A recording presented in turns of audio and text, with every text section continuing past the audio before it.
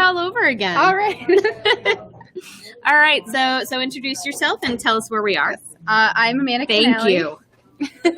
I'm Amanda Canale. I work for SoCo Creamery as their Chief Digital Officer, and we're a local small batch handcrafted ice cream company in the Berkshires. Yeah, in Great Barrington, Massachusetts. And I first experienced them when they were in Lenox, and so did Amanda when she was working at Tanglewood, which is also in Lenox. Yep. So you've been working here about a year, you said? Yes, I graduated college like 3 days after graduation. And Wow. So That's pretty sweet. Yep.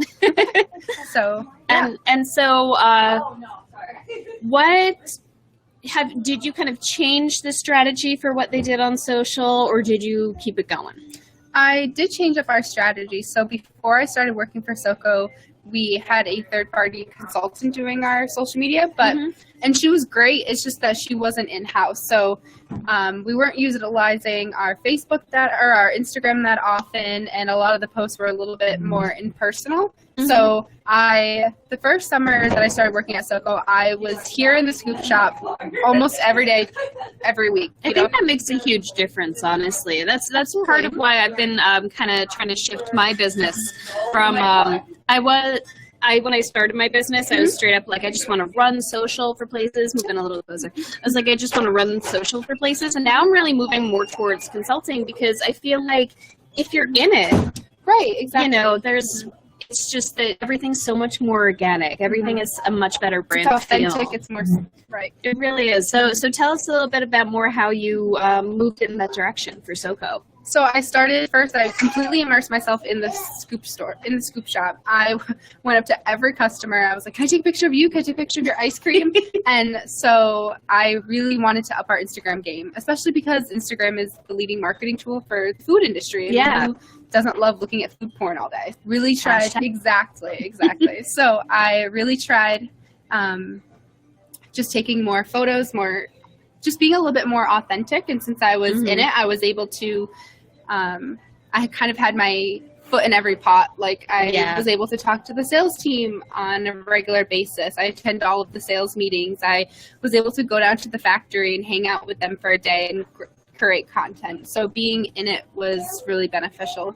And then I started reaching out to local customers and customers here. I would tell them, tag us in your photos. And so that content started coming in too, and so I started sharing that as well. So that's Instagram.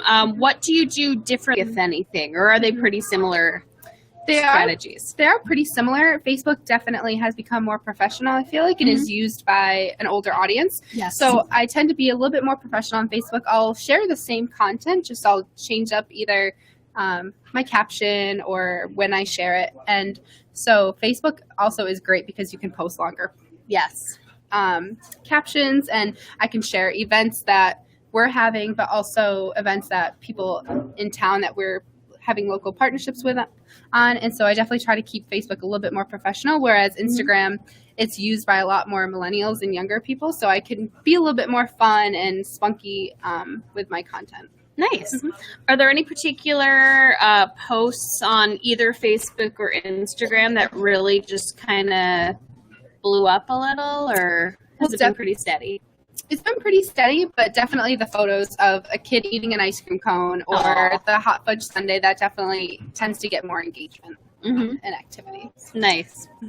And on Facebook, you mentioned that you do events sometimes and things supporting other local businesses. What sort of things do you do? So we have tastings a lot in our store. Ooh. Yes. In December, we really wanted to change things up. So we asked a lot of people from our local community, what flavors would you like to see next at SoCo? So we had a giant tasting here. Over 300 people attended. Oh, and wow. We had over 25 different flavors that our flavor master and kitchen staff made. And these were new flavors? New flavors. Wow. Flavors we've never done before. So we were able to get everyone together. We share events. We work with a local distillery, Berkshire Mountain Distillers. Ooh. And so we make a lot of fun flavors like rum raisin and maple bourbon pecan. So we'll share an event that they're having, or an event that we'll be sponsoring with the local animal shelter. We'll share events. So it's a lot easier to do that on Facebook than it is on Instagram. Nice. And you said you have a Twitter, but that's kind of not really... Right. We don't use Twitter that often, unfortunately, because of the low character content account. So, but definitely Facebook and Instagram are our two main platforms. Cool. Let's see. Does anyone have any questions or anything? Yeah. Well, I guess let's talk a little bit more about kind of what you're doing with the social media. Has there been anything that you've posted that you've seen a spike in business after, that you can kind of be like, oh, that brought people in? Well, new flavors. I try to also, if we have a new flavor in the store, our flavor master and all of our ice cream is made just a mile down the road from our scoop shop. So anytime we have a new flavor, I will post about that, and then the scoop staff will, Great. So that's been great. Any new flavor so for instance, we're in a bunch of Whole Foods out near Boston. Oh, nice. So anytime we get a new flavor approved by Whole Foods, like I'll make a post about it, and then usually the sales will go up, which is nice because people are paying attention and people are excited about new flavors. And that's always a good thing. Now, you mentioned that you're in touch with the sales team. You go to the sales meetings. Does finding out what the priorities of the sales team are influence the social media posts that you put out? It definitely does. If we are really trying to push a new flavor, I'll push that on social media. If I feel that the sales team will kind of inspire me for what kind of posts I make, but then also vice versa, because I'm kind of the eyes and ears for the sales team. That's a good point. Yeah, you're on the ground. Exactly. I see what our competitors are doing, and I'm able to relate that back to the sales team, or I see what kind of posts or what flavors or what we're doing that people are really receptive to, and I relay that to the sales team. So it's kind of both ways. We kind of do a bit of both. Nice. Have you done or have you considered doing any sort of influencer partnerships or working with food bloggers or anything like that, or have you pretty much just kept it SoCo? We actually are starting to get into that. There is a local food blogger. She is currently based in New York City, but she grew up in the Berkshires. She loves the ice cream. So she's got an organic connection to the area. Yep. And so we have shared a couple of her posts in the past, and vice versa. And then there is another blog that is actually run by a friend of mine, New England Gypsy. So she came in and we did a whole tour, and she wrote a nice blog post about us and vice versa. So we are starting to get into that. For a while, when I first started at SoCo, I really wanted to just start building our follower base first before we went off into these little endeavors. And that makes sense. You need something to back it up. Right, exactly. So now that we're really starting to grow at a quick rate, we're starting to do that more often. So that's great. Now, you mentioned that obviously people can get it in the scoop shop here. Yep. They can get it at certain Whole Foods in the Boston area. I've seen you mention the pre-packed. How far out does that go? Like, how far do you sell? So we sell all over New England, Vermont, New Hampshire, out near Boston, Connecticut.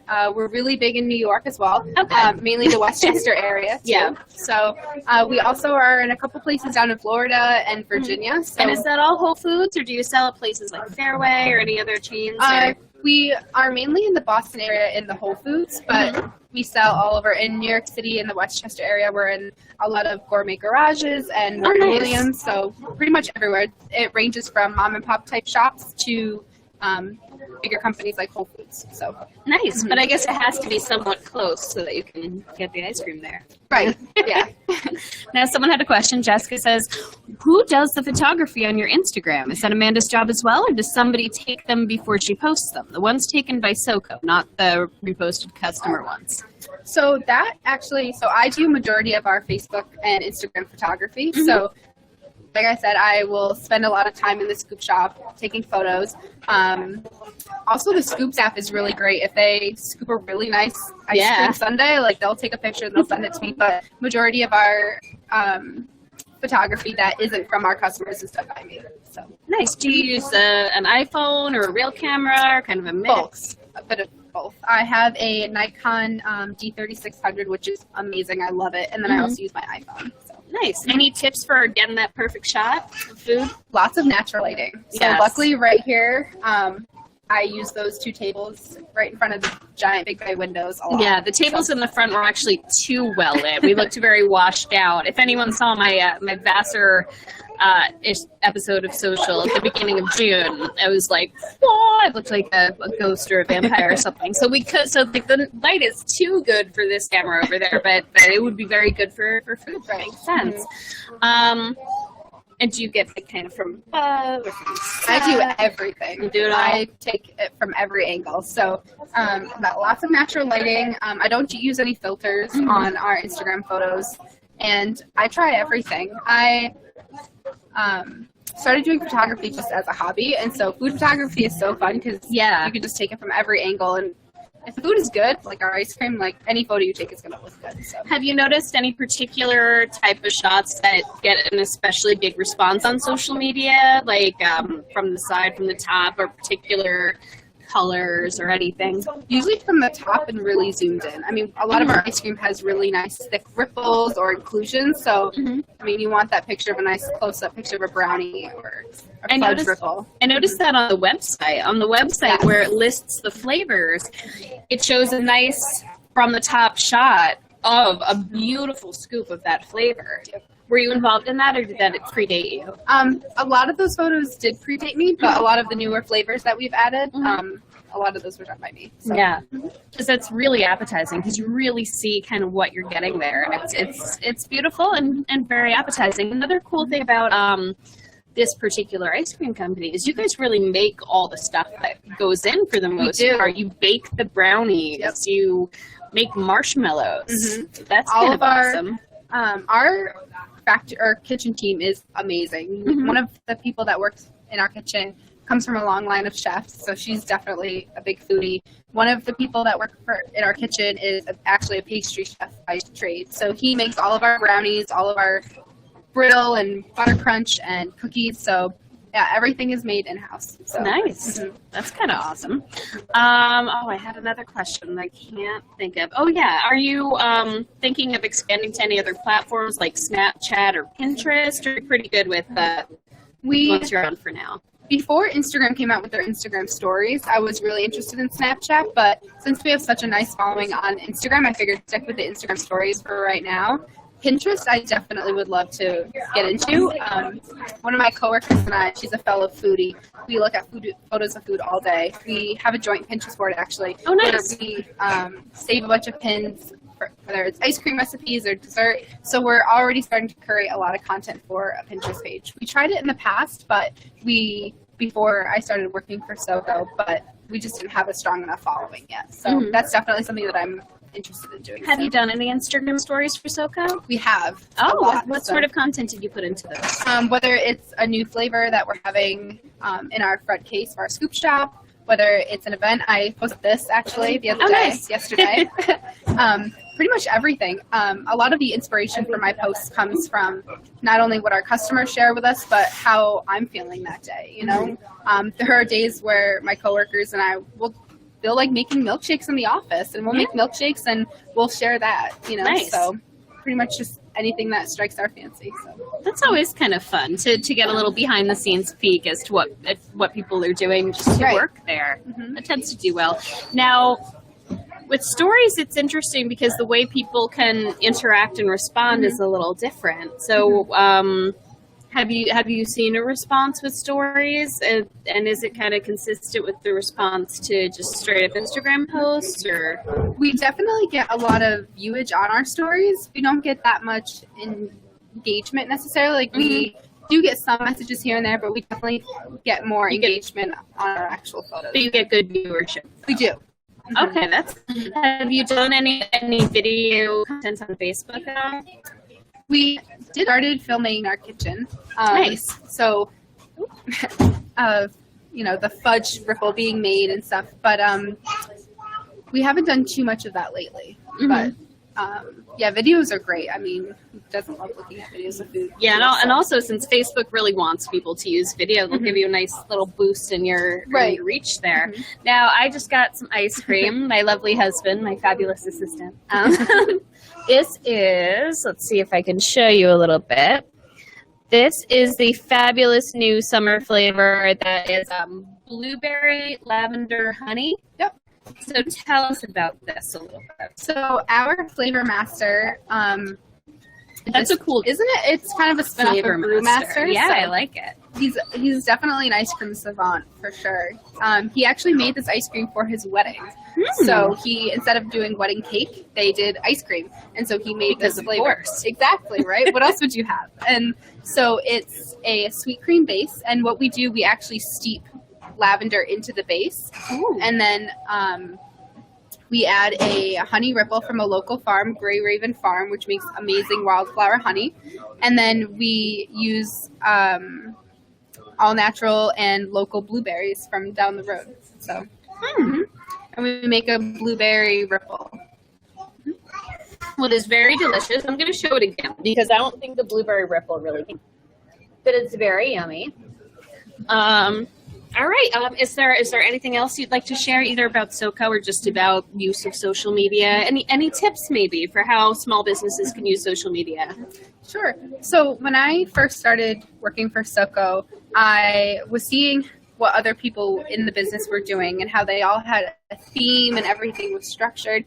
And so I tried that for a while. I would schedule out my posts 1 to 2 months in advance, and they would get fairly good engagement and reaction and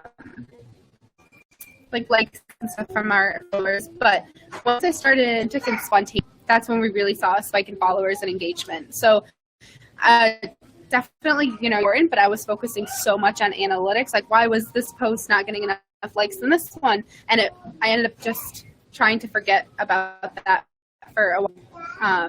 Just get inspiration from everywhere. Like I said, if my coworkers and I make ice cream sandwiches in our office, I'll post that and that'll get more likes than anything else I posted that week. So really just try to keep things spontaneous and authentic, and that would be my key to success, I would say, is just not to think about it too much. So nice. Plus, ice cream is fun, and our social media should be fun.